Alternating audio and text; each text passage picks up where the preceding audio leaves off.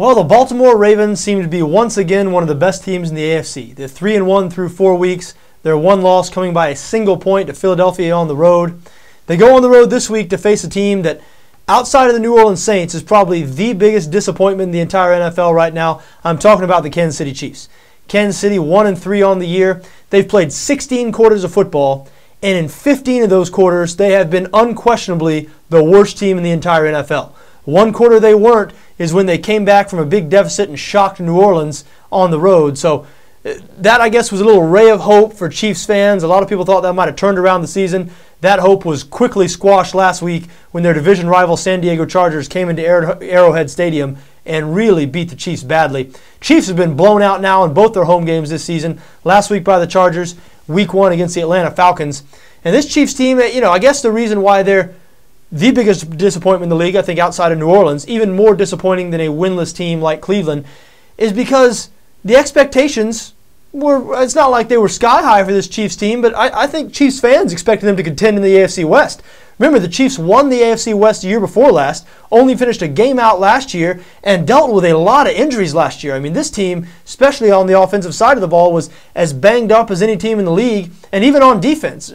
Safety Eric Berry, one of their best players, missed most of last season. So I know a lot of people expected the Chiefs to improve a little bit this year upon their 7-9 record last year, and so far it just doesn't appear as though that's going to happen. You hear a lot of people talking about a possible quarterback controversy in Kansas City. Matt Castle might be on the hot seat a little bit. Romeo Crennel might be wanting to give Brady Quinn a shot, but it's really not the offense that has been the biggest problem. It has been this Kansas City defense.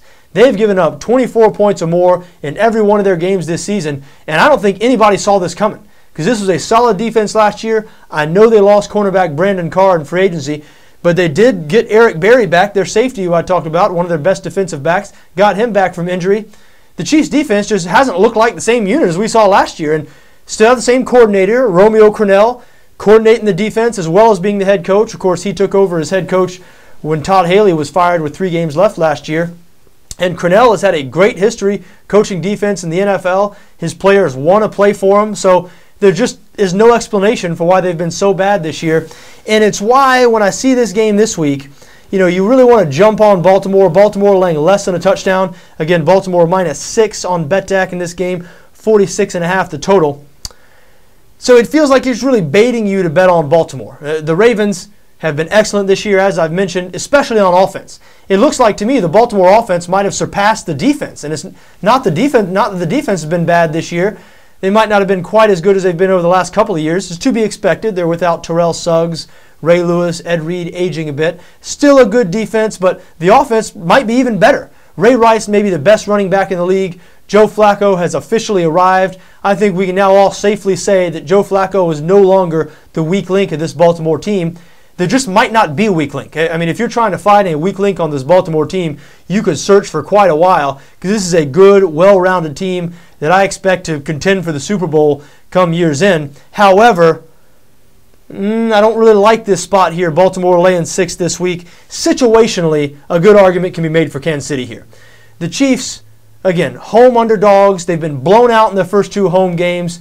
This is a team that wasn't all that bad last year, wasn't supposed to be all that bad coming into this year. There's some pride in this locker room. This team has some professional pride. This is not a situation where it's the 14th or 15th week of the season where these guys are thinking about their off-season plans and they might quit in a game like this if it gets out of hand. No. These guys, this is the beginning of the season. They're only 2 games back in the AFC West. They know that 8-8 won the AFC West last year. I'm sure players have been telling each other that. Coaches have been telling players that. So Kansas City, they're back to their second home game in a row here, back-to-back. They did lose to the Chargers, as we mentioned, badly last week. They're not going to want to look like that again this week. Again, if there's any pride in this team, which I expect there is, I think we're going to see a better performance from the Kansas City Chiefs this week. So I do think the Chiefs might be a live home dog here at +6. Now, am I going to bet on the Chiefs? Absolutely not. I do require to see, I need to see at least a little bit of a heartbeat out of this team, a little bit of a pulse before I go backing them with my own money. However, would not be surprised to see the Chiefs surprise some people and keep it close against the Ravens this weekend.